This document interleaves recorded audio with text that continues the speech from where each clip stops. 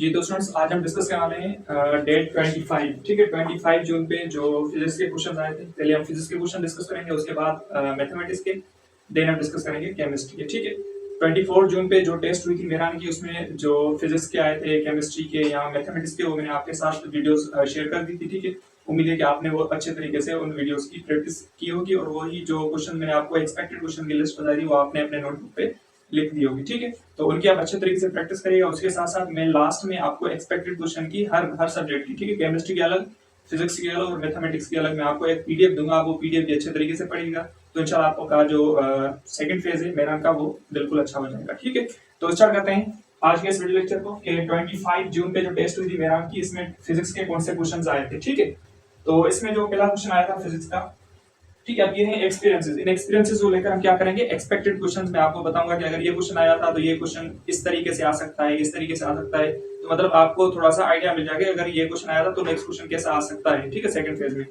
तो इसमें जो पहला क्वेश्चन आया था वो आया था यूनिट ऑफ, ठीक है, क्वेश्चन आया था यूनिट ऑफ डायपोल मोमेंट। ठीक है, डायपोल मोमेंट का यूनिट क्या है। ठीक है सर, तो डायपोल मोमेंट का यूनिट, एक तो इसका यूनिट होता है डेबे, ठीक है, डेबे इसका यूनिट होता है। सेकंड हम इसका यूनिट लेते हैं कूलम मीटर। ठीक है, तो ये दो इसके यूनिट्स होते हैं, कूलम मीटर देन डेबे, तो ये दोनों इसके यूनिट्स होते हैं डायपोल मोमेंट के। ठीक है, उसके बाद सेकंड क्वेश्चन आया था फार्मूला ऑफ वेव मोशन। ठीक है, formula of wave motion, wave motion का फार्मूला क्या है। ठीक है, तो वेव मोशन का फार्मूला जब हम पढ़ते हैं वो होता है v is equal to f lambda. ये आपका वेव मोशन का फार्मूला होता है। आप इसे दूसरे तरीके में लिख सकते हैं, कैसे, आपको पता है कि फ्रीक्वेंसी जो बराबर होती है 1 ओवर टाइम पीरियड, यानी टाइम पीरियड का रेसिप्रोकल क्या होता है, फ्रीक्वेंसी होता है। तो आप इस फ्रीक्वेंसी की जगह क्या लिख सकते हैं, लेमडा ओवर टी, यानी लेमडा ओवर टी भी आपके पास किसके बराबर हो जाएगा, वेलोसिटी के बराबर हो जाएगा। मतलब velocity is equal to lambda by t या v is equal to f lambda, ये दोनों वेव मोशन की इक्वेशन है। ठीक है स्टूडेंट्स, तो इसमें से अगर आप में कोई भी प्रॉब्लम आ जाए इस तरीके से कि अगर फ्रीक्वेंसी आपको गिवन हो, वेलोसिटी गिवन हो, आपको वेवलेंथ पूछी जाए, या वेवलेंथ गिवन हो, फ्रीक्वेंसी गिवन हो, आपको वेलोसिटी पूछी जाए, तो आप इजीली इसको अरेंज करके इसका क्वेश्चन जो भी आ जाए तो वो भी आप सोल्व कर सकते हैं। ठीक है, उसके बाद नेक्स्ट क्वेश्चन आया था कि हुक्स लॉ का फॉर्मूला। ठीक है, क्वेश्चन नंबर 4, हुक्स लॉ का फॉर्मूला क्या है। ठीक है, हुक्स लॉ का जो फॉर्मूला पढ़ते हैं हम वो होता है F = kx, ये हुक्स लॉ का फॉर्मूला होता है। ठीक है, अब इसमें कौन से क्वेश्चन आ सकते हैं, इसमें ये क्वेश्चन आ सकता है कि ये जो k है, इस k को हम कहते हैं spring constant, k is called spring constant, इसे हम कहते हैं स्प्रिंग कांस्टेंट, या हम इसे कहते हैं हुक्स कांस्टेंट। ठीक है, स्प्रिंग कांस्टेंट या हम इसे कहते हैं हुक्स कांस्टेंट। ठीक है, तो इसमें अगर मैं k की वैल्यू को अरेंज करूं, k की वैल्यू के लिए, तो k की वैल्यू क्या होगी, फोर्स डिवाइड बाय x। ठीक है, तो स्प्रिंग कांस्टेंट अगर आप यूनिट निकालना चाहें तो उसका यूनिट क्या होगा स्प्रिंग कांस्टेंट का, इसका यूनिट होगा न्यूटन पर मीटर। ठीक है, तो ये क्वेश्चन भी आ सकता है एक्सपेक्टेड लिस्ट में कि अगर न्यूटन पर मीटर किसका यूनिट है, तो न्यूटन पर metre is the unit of Hooke's constant और स्प्रिंग कांस्टेंट। ठीक है, तो ये हुक्स लॉ का formula, then k is called spring constant और k का यूनिट क्या होगा, न्यूटन पर मीटर। अगर आप इसकी डायमेंशन निकालना चाहें तो न्यूटन का फार्मूला ओपन करेंगे, kg मीटर पर second square, metre metre metre में कैंसिल करेंगे तो इसकी जो डायमेंशन बनेगी वो बनेगी m t पावर -2। ठीक है स्टूडेंट्स, तो ये इसकी डायमेंशन हो जाएगी हुक्स कांस्टेंट की, और ये फार्मूला हुक्स कांस्टेंट का, देन अगेन स्प्रिंग कांस्टेंट का फार्मूला। ठीक है, तो आप इसकी प्रैक्टिस करिएगा, या फिर जो क्वेश्चन मैं आपको बता रहा हूं आप इनके नोट्स बनाइए अच्छे तरीके से। ठीक है, उसके बाद नेक्स्ट क्वेश्चन डिस्कस करते हैं कि बाकी कौन से क्वेश्चन आए। ठीक है, जितने क्वेश्चन मैं आपको बताऊंगा उन्हें लाजमी उनकी प्रैक्टिस करिएगा। ठीक है, देन क्वेश्चन आया था कि यूनिट ऑफ टॉर्क। ठीक है, टॉर्क का यूनिट क्या है, क्वेश्चन नंबर 5 आया था। ठीक है, तो टॉर्क का यूनिट क्या है। ठीक है सर, तो टॉर्क का यूनिट होता है न्यूटन मीटर। ठीक है, क्योंकि टॉर्क का जो फॉर्मूला होता है वो होता है cross product of moment arm and force. ठीक है, क्रॉस प्रोडक्ट होता है जिसे हम लिखते हैं आर एफ साइन थीटा। ठीक है, क्रॉस को आप रिमूव करेंगे तो साइन थीटा यूज होगा। तो इससे रिगार्डिंग आप कौन से क्वेश्चन आ सकते हैं, अगर क्वेश्चन आ जाए कि टॉर्क का यूनिट तो न्यूटन मीटर होगा। ठीक है, टॉर्क की डायमेंशन क्या होगी, इसकी डायमेंशन होगी m² की पावर -2। आप इसे ही न्यूटन मीटर को अरेंज करेंगे तो डायमेंशन बनेगी। ठीक है, टॉर्क आपके पास कौन सी क्वांटिटी होती है, ये आपके पास वेक्टर क्वांटिटी है।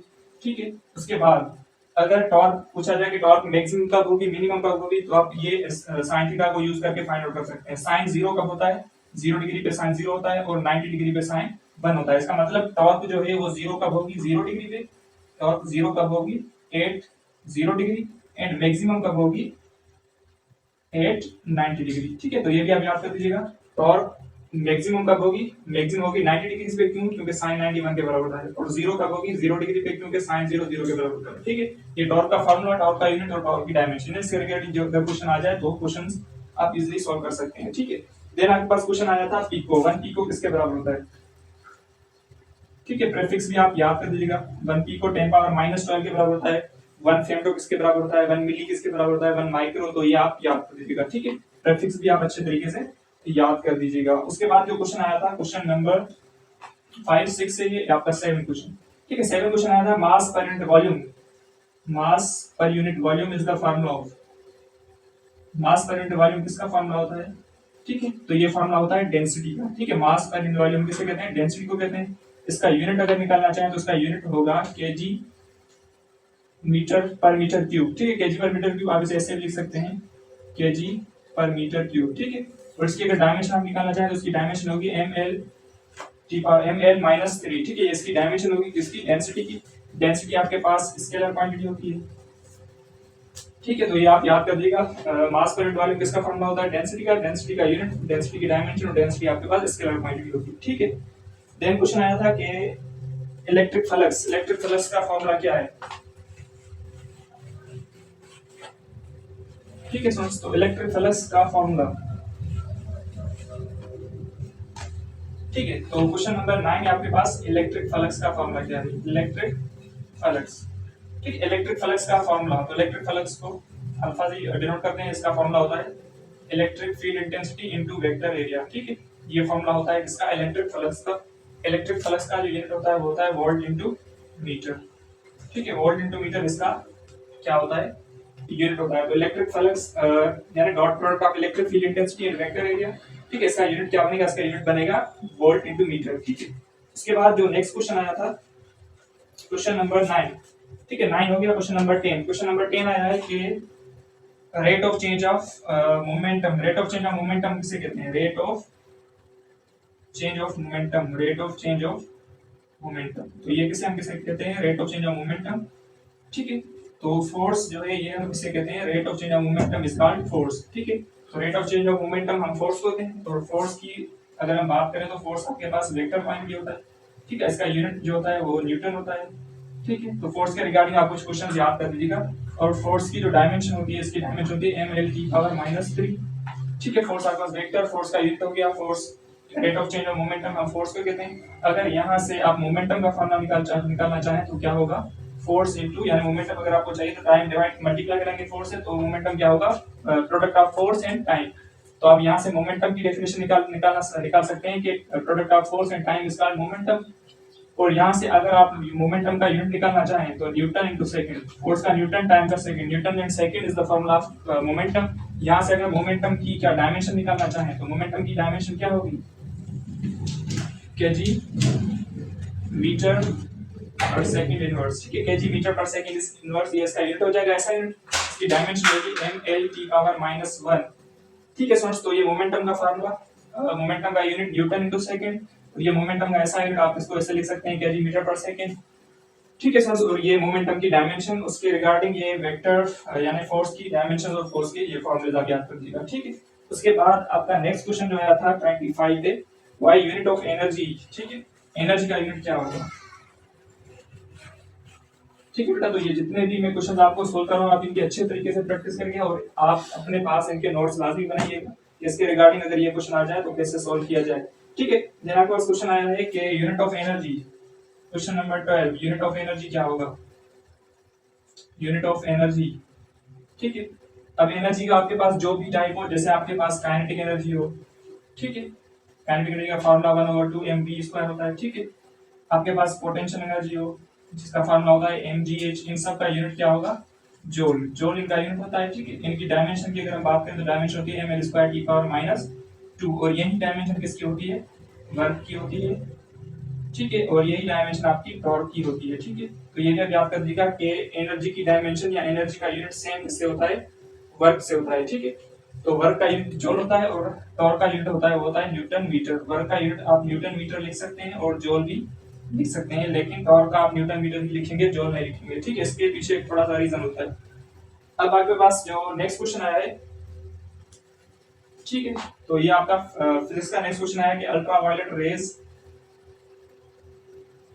क्या होती है। ठीक है, अल्ट्रावायलेट रेज क्या होती है, विजिबल होती हैं या नॉन विजिबल होती हैं। तो अल्ट्रावायलेट रेज क्या होती है आपके पास, नॉन विजिबल होती है। ठीक है, ये विजिबल नहीं होती। जैसे आप सीरीज पढ़ते हैं ना, ठीक है, जैसे आपकी सीरीज होती है, सीरीज हम पढ़ते हैं लेमन सीरीज। ठीक है, लेमन सीरीज होती है, या आपके पास सीरीज होती है पास्टन सीरीज, पास्टन ब्रैकेट। ठीक है, आप इनकी सीरीज अच्छे तरीके से याद कीजिएगा, ब्रैकेट ईफन सीरीज। ठीक है, ये हम सीरीज पढ़ते हैं जिसमें लेमन सीरीज आपके पास विजिबल सीरीज होती है, जैसे ब्रैकेट सीरीज होती है, पास्टन, ये सीरीज हम पढ़ते हैं। ठीक है, तो अल्ट्रावायलेट रेज जो होती है आपके पास नॉन विजिबल रेज होते हैं। ठीक है, देन आपके पास जो क्वेश्चन आया था, क्वेश्चन नंबर है आपके पास 12 13 है, ये आपका 14 क्वेश्चन नंबर 14 आया है कि डायमेंशन ऑफ पावर। ठीक है, पावर की डायमेंशन क्या होगी। ठीक है, पावर की अगर हम बात करें तो पावर का फॉर्मूला होता है रेट ऑफ डूइंग वर्क। ठीक है, इसकी डेफिनेशन क्या होती है, rate of doing work is called power. तो पावर का एक और फॉर्मूला होता है dot product of force and velocity, ये भी आपका पावर होता है। पावर का अगर आप यूनिट निकालना चाहें तो इसका यूनिट क्या होगा, फोर्स का होगा न्यूटन मीटर पर सेकंड, न्यूटन मीटर पर सेकंड इसका यूनिट होगा। अब यहाँ से अगर आप डायमेंशन इसकी निकालना चाहें तो इसकी डायमेंशन होगी ml² पावर -3। ठीक है, ये डायमेंशन हो जाएगी किसकी, पावर की डायमेंशन हो जाएगी ml² की पावर -3 इसकी डायमेंशन होगी। पावर का formula work done per unit time. ठीक है, पावर आपके पास स्केलर क्वांटिटी होती है। इस डॉट प्रोडक्ट का फोर्स एंड वेलोसिटी को भी हम क्या कहते हैं, पावर कहते हैं। तो पावर के रिगार्डिंग जितने भी क्वेश्चंस होंगे आप वो अच्छे तरीके से लिखेंगे और उनकी प्रैक्टिस करेंगे तो आपका फेज 2 इंशाल्लाह अच्छा हो जाएगा। ठीक है, देन आपका क्वेश्चन आया था इलेक्ट्रॉन वोल्ट किसका यूनिट है। ठीक है, इलेक्ट्रॉन वोल्ट, तो ये क्वेश्चन 25 आए थे फिजिक्स के सेक्शन पे।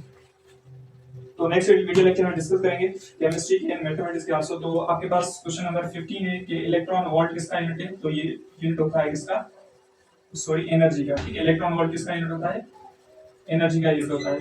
ठीक है, तो 1 इलेक्ट्रॉन वोल्ट जो होता है ये आपके पास बराबर होता है 1.6 × 10⁻19 जूल की। ठीक है, ये कन्वर्जन आप याद कर लीजिएगा। Electron volt is the unit of energy और इसका यूनिट 1 इलेक्ट्रॉन वोल्ट बराबर होता है 1.6 × 10⁻19 जूल की। ठीक है स्टूडेंट्स, देन आपके पास जो क्वेश्चन आया है,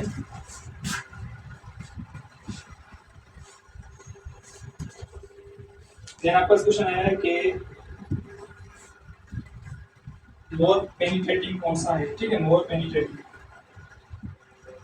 पेनिट्रेटिंग पावर किसकी है, मोर पेनिट्रेटिंग पावर आपके पास अल्फा रेज की है, बीटा की या गामा की। तो मोस्ट पेनिट्रेटिंग पावर जो है ये गामा रेज का सबसे ज्यादा होता है, तो गामा रेज आपके पास मोर पेनिट्रेटिंग होती है। ठीक है, देन आपके पास क्वेश्चन आया कि formula of kinetic energy in simple harmonic motion. ठीक है, सिंपल हार्मोनिक मोशन में काइनेटिक एनर्जी का फार्मूला क्या होता है।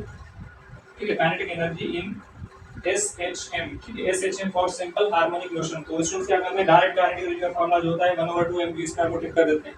तो ऐसा बिल्कुल गलत है, क्योंकि काइनेटिक एनर्जी का जो फार्मूला होता है, अगर हम सिंपल हार्मोनिक मोशन में इसका फार्मूला देखें तो फार्मूला होता है 1/2 kx0² - x²। ठीक है, ये फार्मूला होता है काइनेटिक एनर्जी। अगर आप यहाँ से यूनिट निकालना चाहें तो यूनिट वैसे ही जूल ही होगा और इसकी डायमेंशन भी सेम ही होती है ml²t⁻²। सेम होती है वर्क के, सेम होती है आपके पास एनर्जी के जो भी टाइप्स हों, और सेम होती है किसके, टॉर्क की। ठीक है, टॉर्क के भी सेम ही होती है। तो सिंपल हार्मोनिक मोशन में क्या आपके पास काइनेटिक एनर्जी का फॉर्मूला क्या होगा, 1/2 kx0² - x²। वैसे x0 एम्पलीट्यूड होता है। ठीक है, क्योंकि सिंपल हार्मोनिक मोशन में एम्पलीट्यूड होता है, डिस्प्लेसमेंट नहीं होता, इसकी वजह से। ठीक है, देन आपके पास जो क्वेश्चन आया था, ठीक है, फिजिक्स का क्वेश्चन है कि when light passes in water. ठीक है, जब लाइट वाटर से पास होती है तो क्या हो जाती है, रिफ्लेक्ट रिफ्रैक्ट। ठीक है, तो ये आपने पढ़ा ही होगा। ये क्वेश्चन नंबर आपका कौन सा था, 17 आया था। ठीक है, when light passes, when sunlight, ठीक है, when light passes from water. ठीक है, ठीक है, जब लाइट वाटर से पास होगी तो हमेशा क्या हो जाती है, रिफ्रैक्ट हो जाती है। ठीक है, रिफ्रैक्ट हो जाती है। तो इस प्रोसेस को क्या कहते हैं, इस प्रोसेस को कहते हैं रिफ्रैक्शन।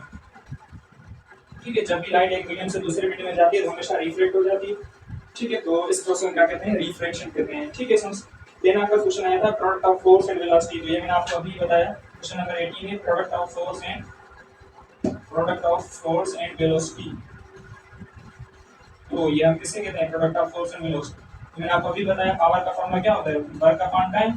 तो वर्क को मैं ऐसे लिख सकता हूँ, force into displacement upon time. ठीक है, क्योंकि वर्क क्या होता है, dot product of force and displacement. तो डिस्प्लेसमेंट अपॉन टाइम क्या होता है, आपके पास वेलोसिटी होता है। तो ये फोर्स आपका सेम और डिस्प्लेसमेंट अपॉन टाइम ये आपके पास होता है वेलोसिटी के, force dot product of force and velocity is also known as power, ठीक है। तो पावर की यहाँ से आप रिलेटिव निकाल सकते हैं और यहाँ से आप डायमेंशन भी निकाल सकते हैं, ठीक है। देन आपका जो क्वेश्चन आया था वेक्टर, वेक्टर की डेफिनेशन, ठीक है। क्वेश्चन नंबर है आपका 17 या 18, ठीक। क्वेश्चन नंबर 18 है आपका कि वेक्टर की डेफिनेशन क्या है। तो वेक्टर ऐसी फिजिकल क्वांटिटी होती है, ठीक है। वेक्टर, तो वेक्टर ऐसी फिजिकल क्वांटिटी जिसके पास क्या हो, मैग्नीट्यूड भी हो और डायरेक्शन भी हो, यानी magnitude as well as magnitude and direction both, यानी दोनों हो उसके पास। तो ऐसी फिजिकल क्वांटिटी हम क्या कहते हैं, वेक्टर कहते हैं, ठीक है। तो आपके पास जो वेलोसिटी है ये आपके पास वेक्टर क्वांटिटी होती है, ठीक है। डिस्प्लेसमेंट आल्सो वेक्टर क्वांटिटी, ठीक है। एक्सेलरेशन जो है आपके पास ये अगेन आपके पास वेक्टर क्वांटिटी है, ठीक है। फोर्स आपके पास वेक्टर क्वांटिटी है। वैसे ही टॉर्क आपके पास क्या है, ये भी वेक्टर क्वांटिटी है। तो बहुत सारे टाइप्स हैं वेक्टर्स के। तो वेक्टर हम उसे कहते हैं जिसके पास मैग्नीट्यूड भी हो एंड डायरेक्शन भी हो, ठीक है। उसके बाद क्वेश्चन नंबर 19 जो आया है कि यूनिट वेक्टर हम किसे कहते हैं, ठीक है। तो यूनिट वेक्टर हम किसे कहते हैं, यूनिट वेक्टर, ठीक है। यूनिट वेक्टर हम किसे कहते हैं, क्वेश्चन नंबर है 19 आपके पास, ठीक है। यूनिट वेक्टर, तो यूनिट वेक्टर किसे कहते हैं, ऐसा वेक्टर जिसका मैग्नीट्यूड क्या हो, ओनली वन मैग्नीट्यूड हो, जिसका मैग्नीट्यूड क्या हो, वन हो, तो उस वेक्टर को हम क्या कहते हैं, यूनिट वेक्टर। यहाँ इसकी वो डेफिनेशन होती है कि ऐसा वेक्टर जो अपने ही मैग्नीट्यूड से डिवाइड हो, यानी ऐसे कह सकते हैं आप, vector divided by its magnitude, ठीक है। Vector divide by its magnitude is also known as a unit vector, ठीक है। अगर ये वेक्टर है तो ये यूनिट वेक्टर हम कैसे डिनोट करते हैं, तो ऐसा वेक्टर जो अपने ही मैग्नीट्यूड से डिवाइड हो तो उसे क्या कहते हैं, यूनिट वेक्टर। यूनिट वेक्टर ऐसा वेक्टर होता है जिसका मैग्नीट्यूड 1 होता है, तो ये दोनों डेफिनेशन होती है इसकी यूनिट वेक्टर की, ठीक है। उसके बाद जो क्वेश्चन आया था, ठीक है, उसको हो गया, डिस्कस कर लेते हैं। क्वेश्चन आया है डायमेंशन ऑफ वर्क, वर्क की डायमेंशन क्या होगी। तो ये बिल्कुल इजी क्वेश्चन है, तो ज़्यादा मुश्किल नहीं है। बस क्या करना होता है, आपको जस्ट प्रैक्टिस करनी होगी, ठीक है। तो अगर ये यूनिट ऑफ वर्क यानी ये वर्क की डायमेंशन अगर पूछी गई है तो वर्क का यूनिट आपके साथ यानी आपको पूछा जा सकता है नेक्स्ट पेज में, यानी इसके रिगार्डिंग जितने क्वेश्चन हैं आपको कंप्लीट लिखेंगे। यहाँ से क्या पूछा है कि डायमेंशन ऑफ वर्क, ठीक है। डायमेंशन ऑफ वर्क, तो वर्क की डायमेंशन क्या है, तो वर्क का हम फॉर्मूला क्या पढ़ते हैं, वर्क बराबर होता है dot product of force and displacement, ठीक है। तो यहाँ से वर्क का अगर आप यूनिट निकालना चाहें तो वर्क का यूनिट होगा न्यूटन मीटर। तो यहाँ से अगर वर्क की आप डायमेंशन निकालना चाहें तो उसकी डायमेंशन क्या होगी, m² की पावर -2 ये डायमेंशन हो जाएगी, ठीक है। तो वर्क की डायमेंशन, वर्क का फॉर्मूला, वर्क की यूनिट आप अच्छे तरीके से याद रखिएगा, ठीक है। इसके बाद जो क्वेश्चन आया है ये आपका 20 क्वेश्चन है, 21 क्वेश्चन आया है कि यूनिट ऑफ मैग्नेटिक फ्लक्स, ठीक है। मैग्नेटिक फ्लक्स का यूनिट, ठीक है। मैग्नेटिक फ्लक्स को हम डिनोट करते हैं magnetic field intensity into vector area, ठीक है। Magnetic field intensity into vector area, ये आपका फॉर्मूला होता है इसका मैग्नेटिक फ्लक्स का। और मैग्नेटिक फ्लक्स की अगर यूनिट की बात करें तो वेबर इसका क्या होता है, वेबर इसका यूनिट होता है। और 24 पे ये क्वेश्चन पूछा गया था कि 1 वेबर किसके बराबर होता है, ठीक है। तो 1 वेबर जो है ये आपके बराबर होता है वोल्ट टू सेकंड के, तो यही आपका बराबर होता है जूल पर एम्पीयर, जूल पर एम्पीयर, और यही आपका टेस्ला इनटू मीटर स्क्वायर के बराबर होता है। तो आपसे पूछा जा सकता है कि मैग्नेटिक फ्लक्स का यूनिट ये भी हो सकता है volt in second, magnetic flux का ये भी हो सकता है जूल, जूल पर एम्पीयर, ठीक है, ये एम्पीयर है। और मैग्नेटिक फ्लक्स का टेस्ला इनटू मीटर स्क्वायर ये भी यूनिट हो सकता है, ठीक है सर।